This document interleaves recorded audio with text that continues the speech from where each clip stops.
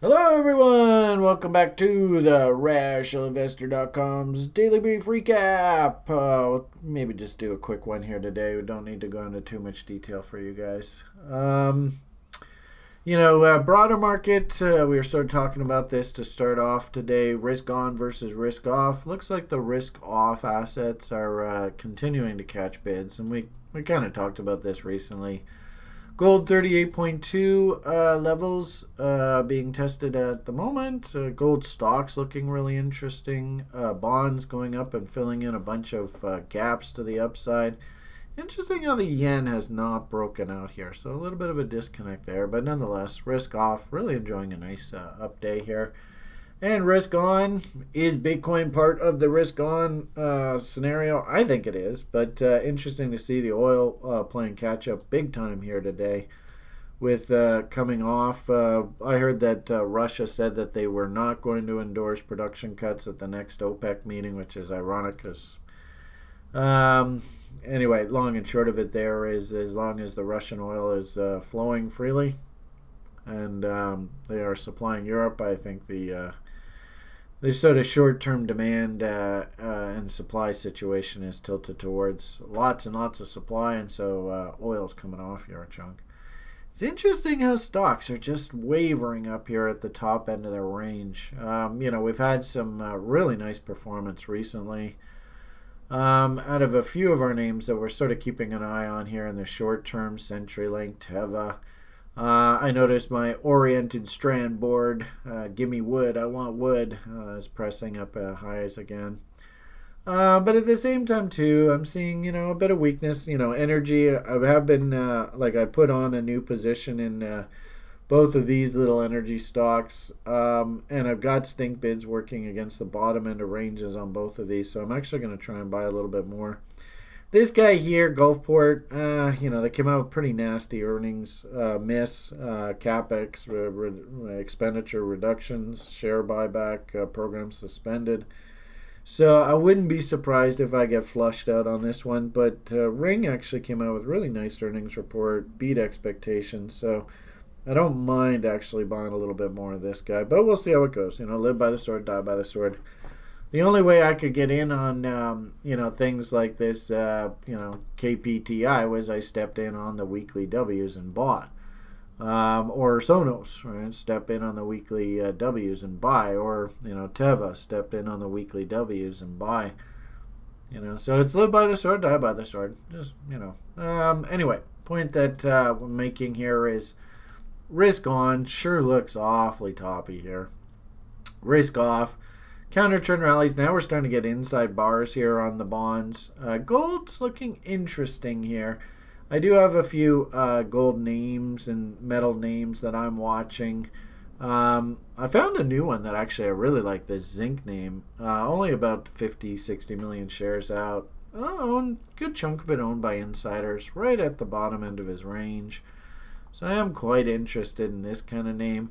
Alio, we talked about through the daily brief. I do like the idea of the market moving higher here.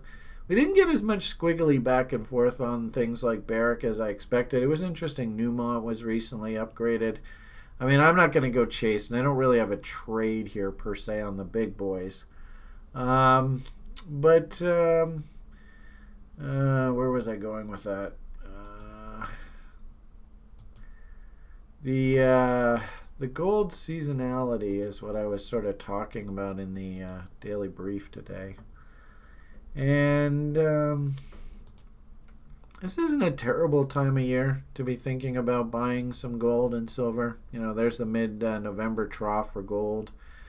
There's a mid-November trough for silver. So I actually don't mind the idea of hunting names in here. And through the daily brief today, wherever the hell the damn chart is, I think it's over here.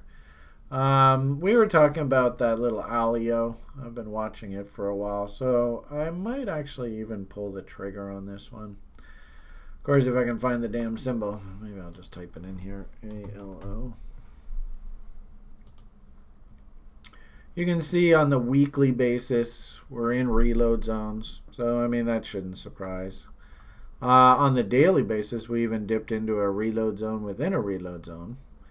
And then, you can see here today, we actually have, this is what's called a harami inside bar. I get a buy signal if we can tick up through 80 cents. See how it's just sitting there at 80 cents.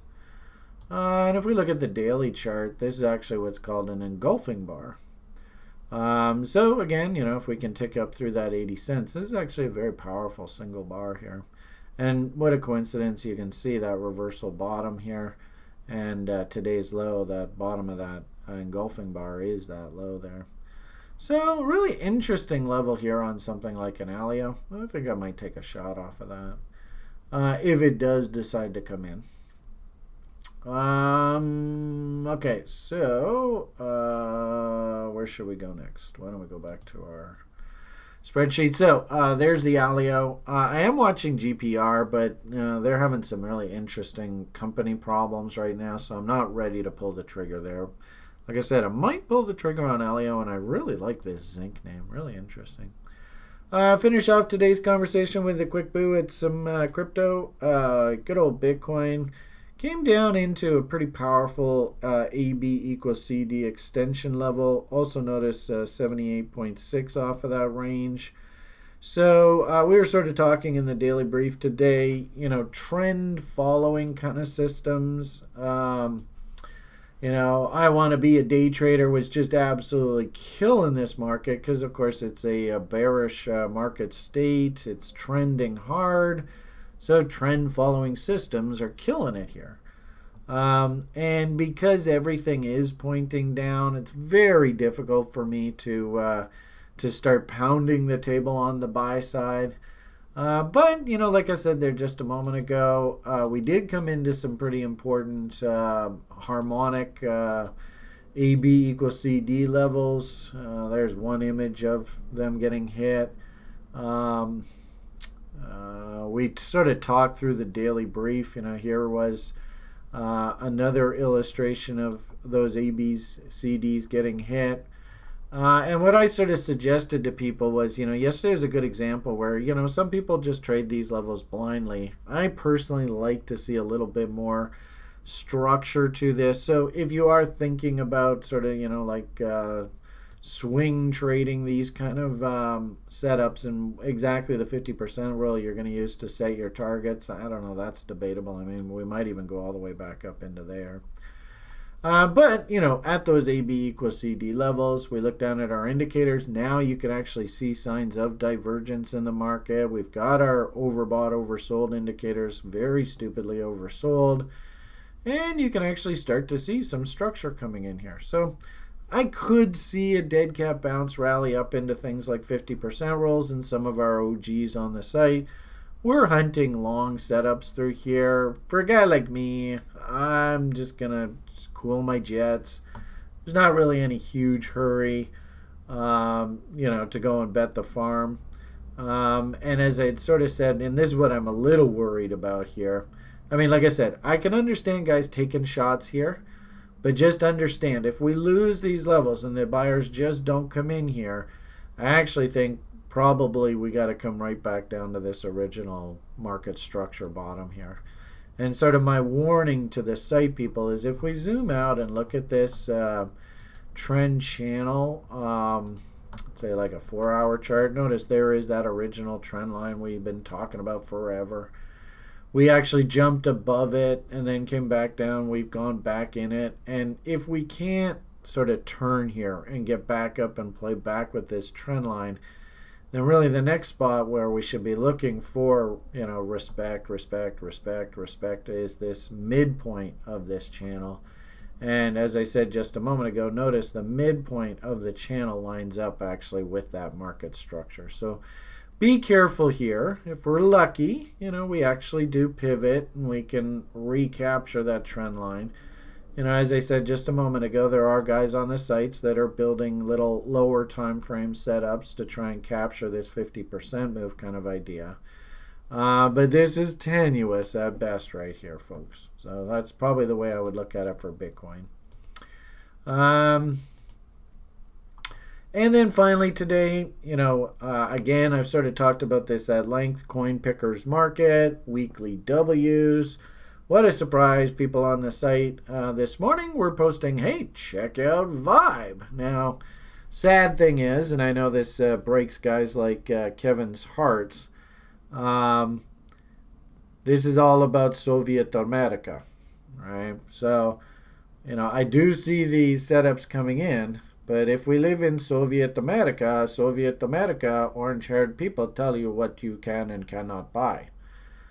So it sucks. I mean, I'm not going to sugarcoat it, and I know my co-host here was pretty choked when I mentioned this morning, that he's just not allowed to play in this market. I do see a lot of that. I can't really comment on, what your government tells you you can and can't do, and what do you do in that scenario. I mean, you gotta follow Big Brother. They control the strings, and that's just the way that it is. But I am seeing more and more of these kind of weekly W's, trades setting up coming in. If you can take advantage of this stuff, like I said, this guy's just sitting here on a silver platter, just saying, hey, you want to play? There it is. So, interesting note that I sort of ended the daily brief on at TRI today. Is this kind of an idea? If you can play in this market, great. If you can't, I'm sorry. Is this kind of an idea that's worth us considering the risk?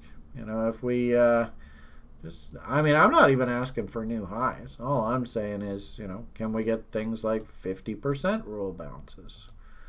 You see 50% rule is just going to take us up into that original structural fail and that wick up there. And, if we've identified that this is our risk window, what does our reward window look, relatively speaking? And I got to tell you, people, this is the secret, the key to actually making money at investing and trading over the long haul. Is you got to find situations. This is why we like technical analysis so much. You have to find situations where if you're wrong, the relative loss isn't so bad. If you're right, you get paid proportionately to the amount of risk that you were willing to take. And you just keep going in there and just rinse and repeat, just keep doing the same thing over and over and over.